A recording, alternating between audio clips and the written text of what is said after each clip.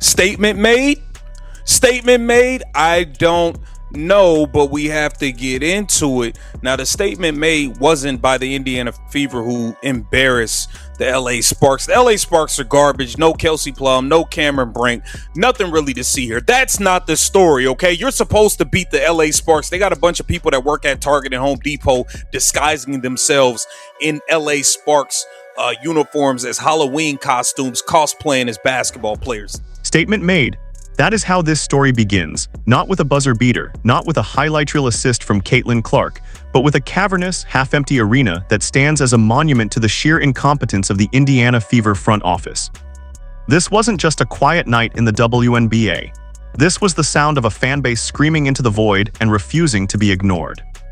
The LA Sparks might have been the opponent on the court, but the real battle was between the Fever's leadership and the fiercely loyal army of Caitlin Clark fans who have grown tired of watching their generational superstar disrespected. The message was clear. Without Caitlin Clark, the show simply does not go on. You cannot talk about this empty arena without talking about the icon herself, Caitlin Clark. The numbers are inescapable. Before Caitlin Clark arrived, the Fever were a footnote. Now they are the main event, all because of number 22. But when the product on the floor feels secondary to internal politics, and when the head coach seems to go out of her way to diminish the player who has paid everyone's salaries, the fans have the ultimate weapon, their wallets. This was a stand. The LA Sparks might have a bunch of players that work at Target and Home Depot disguising themselves in LA Sparks uniforms, as some have noted, but the fans were sending a message directly to the front office. They are done being taken for granted. They want more for Caitlin Clark, and they are willing to burn the whole house down or leave the stadium entirely empty to get it. This wasn't just a bad turnout, it was a corporate embarrassment, a public relations disaster, and a direct indictment of the Indiana Fever's strategy to sideline Caitlin Clark. Look at the footage, empty seats all over the place. The upper deck is a ghost town. We are talking about the Caitlin Clark effect, a phenomenon that has packed arenas across the country and shattered viewership records. To see Gainbridge Fieldhouse, the home of Caitlin Clark, reduced to this level of apathy is staggering.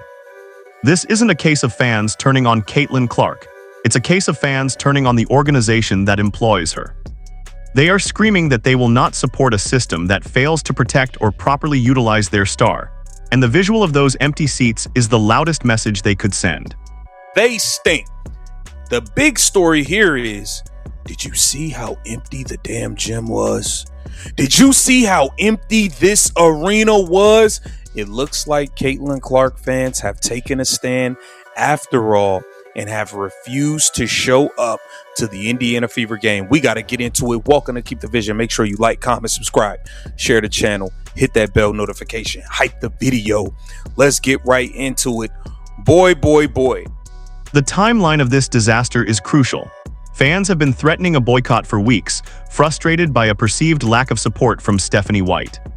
This came to a head when the Fever held Caitlin Clark out of a game against the Portland Fire, a game that looked eerily similar to this empty arena debacle. After the game, Clark was seen reuniting with Kate Martin, a moment that was wholesome but did little to distract from the sea of emptiness behind her. It shows that fans aren't just boycotting the opponents, they are boycotting the Stephanie White system. The front office has been trying to market the team as a collective, but the reality is that the collective is nothing without Caitlin Clark. The warning signs have been there for months, from rising ticket prices to questionable coaching decisions. This no-show is the culmination of a rebellion that has been building since the moment the organization started taking Caitlin Clark's presence for granted. We have to talk about the psychological and strategic warfare going on behind the scenes. Why are Caitlin Clark's fans so angry? It's not just about losing, it's about the treatment of the Golden Goose. The relationship between Stephanie White and Caitlin Clark has been under a microscope, and it has often been icy. Reports have suggested friction regarding floor positioning and a visible argument on the sidelines, painting a picture of a coach who, rather than embracing the most significant player in league history, seems intent on diminishing her role to fit a specific system. When a coach refuses to praise a player who drops 32 points, fans notice. When a player is held out of games with vague injuries while the team promotes team ball on social media, the disconnect becomes palpable. The fans aren't stupid, they see the agenda. You're gonna see her signing. Look how empty the arena is behind her. Look at how empty the arena is behind her. All of this stuff is empty. Nobody's coming out no more. Thank you, Caleb. Got any favorite rock song? Doors? American Cars? Yeah, man, it might be cooked for the fever, bro. It might be cooked for the fever. It might be cooked. Look at all these empty seats, man. Now, granted, this is before the game, but... And then there is the physical toll. The league has a dirty player problem, and it has been focused squarely on Caitlin Clark.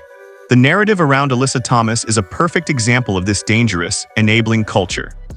We know her to be dirty, the podcaster said, referencing Thomas's choke slam on Angel Reese and the brutal play that kept Nafisa Collier out of the league. She's the reason Nafisa Collier is still out of basketball right now. When the league has to hold investigations and the front office seems to side with the aggressor, it sends a clear message to the fans. We don't care about Caitlin Clark's safety. You cannot ask fans to fill the seats when the star they came to see is being treated like a tackling dummy, while the coach and the league shrug. The empty seats are a symptom of a systemic failure to protect Caitlin Clark and a fanbase that is tired of the inaction. The financial and franchise-altering impact of this no-show cannot be overstated. The Fever went from selling tickets in the hundreds of dollars to practically giving them away. Free tires, free Bath and Body Works kits, just to get people in the door, and still they refuse to come. This is the clearest sign yet that the Caitlin Clark effect is not an automatic windfall. It is a fragile asset that must be nurtured. Caitlin Clark fans don't owe the Fever anything. The team had a responsibility to build around her, to coach her, to protect her, and to market her with the respect she deserves. They failed on every count.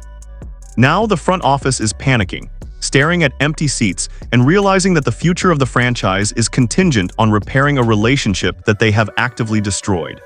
Speaking of idiots, we got to get to what Nate Tibbetts had to say. Nate Tibbetts addressed the flagrant foul situation with Alyssa Thomas. Let's see what he had to say. Nonsense. I'd like to address the AT situation. First off, the Mercury organization would like to let AT know that she's 100% supported by us. The people in this league know who AT is. Yeah, we know her to be dirty. We know her to be dirty. Look at what Nate Tibbetts had to say about the Alyssa Thomas situation, and you'll understand the hypocrisy. He calls Alyssa Thomas a winner and a competitor, while the fans and analysts see a dirty player who chokes opponents. They always run the race when they have no other angle, the podcaster highlighted, stripping away the weak excuses. But this is deeper than just one play. This is about the league's failure to be consistent, its failure to hold players accountable, and its failure to recognize that when you allow the star to be battered, the fans will leave. The high-stakes climax of this story is the realization that Caitlin Clark fans are the most powerful force in the WNBA, and they have finally chosen to wield that power. They are demanding respect for Caitlin Clark, or the arenas will continue to stay empty. The Stephanie White effect is starting to look a lot like a financial disaster.